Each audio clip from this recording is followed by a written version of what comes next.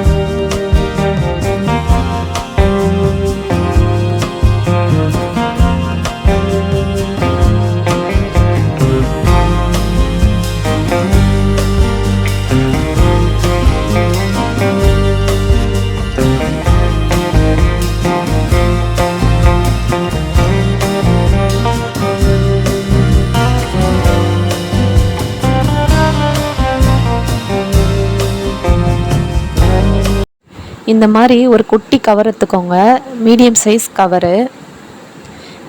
இப்போ நம்ம இந்த பேஸ்ட்டை வந்து இந்த கவர் உள்ள ட்ரான்ஸ்ஃபர் பண்ணோம்.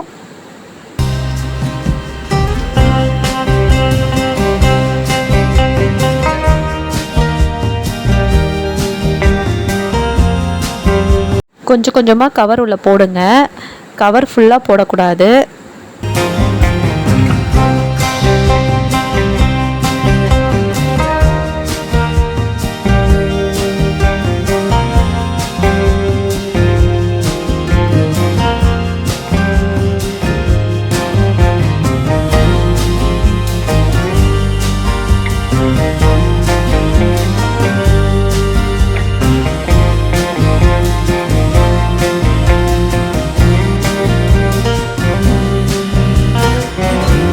கவரோட கார்னர் அங்கே கொஞ்சமாக கட் பண்ணிக்கோங்க.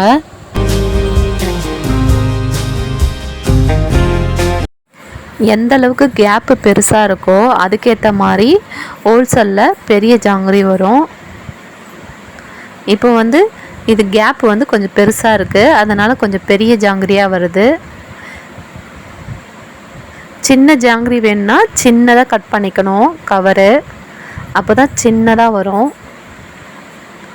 அதனால் கவர் கட் பண்ணும் போது பார்த்து கட் பண்ணுங்கள். இப்போது சாம்பிளுக்காக தான் நான் இதை பொரிச்செடுக்கிறேன். இப்போ இது நல்லா பொரிஞ்சிடுச்சு. இப்போ நம்ம இதை எடுத்துடலாம். நல்லா பஃபியாக வந்திருக்கு.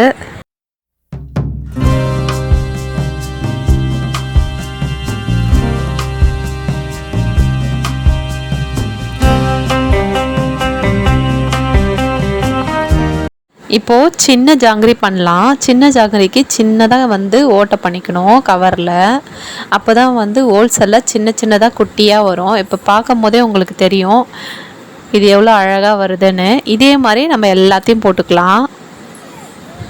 ஃபஸ்ட் டைம் போடும் போது தான் உங்களுக்கு இந்த ஷேப்பு வராமல் இருக்கும், அதுக்கப்புறம் போட போட பழகிடும், நல்லா வந்துடும் இந்த ஷேப்பு.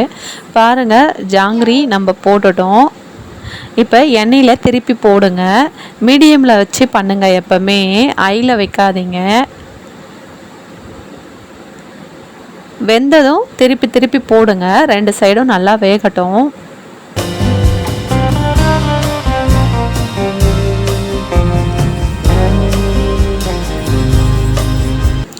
பபிள்ஸ்லாம் நின்னதும் நம்ம எடுத்துடலாம். சூப்பரான ஜாங்கிரி ரெடி ஆயிடுச்சு. நம்ம எடுத்துடலாம். இப்போது இதே போலவே மீதி உள்ளதும் வெந்ததும் நம்ம எடுத்துடலாம். நல்லா வெந்திருக்கு பாருங்கள்.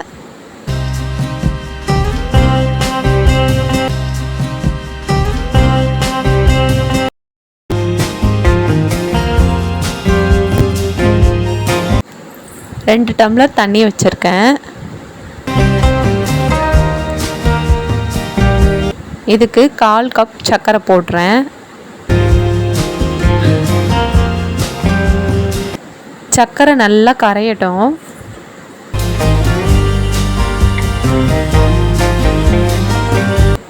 சர்க்கரை நல்லா கரைஞ்சதும் ஏலக்காய் தூள் கொஞ்சம் சேர்த்துக்கிறேன். சர்க்கரை கட்டியாகாமல் இருக்கிறதுக்காக லெமன் சாறு கொஞ்சம் விட்டுக்கிறேன். ஃப்ளேவருக்கு உங்களுக்கு எது பிடிக்குமோ அந்த ஃப்ளேவர் சேர்த்துக்கோங்க. பைனாப்பிள் எசன்ஸ் இல்லைனா ரோஸ் மில்க் எசன்ஸ். நான் ரோஸ் மில்க் எசன்ஸ் தான் இப்போ சேர்க்குறேன். இப்போ பொரிச்சு வச்ச நம்ம ஜாங்கிரியை இதில் சேர்த்துக்கலாம். இந்த ஜீராவில் நல்லா ஊறட்டும். ஜாங்கிரி ஒரு கொதி வரட்டும். ஜீராவை வந்து ஆஃப் பண்ணிவிடுங்க. 2 நிமிஷம் 3 நிமிஷம் வந்து இதில் ஊறணும் நல்லா. அப்போ தான் அந்த ஜீராவில் இருக்கிற ஃப்ளேவர்லாம் இதில் இறங்கி ஒரு டேஸ்ட் கொடுக்கும் நமக்கு. நல்லா திருப்பி விடுங்க 2 சைடும். அப்போ தான் நல்லா ஊறும்.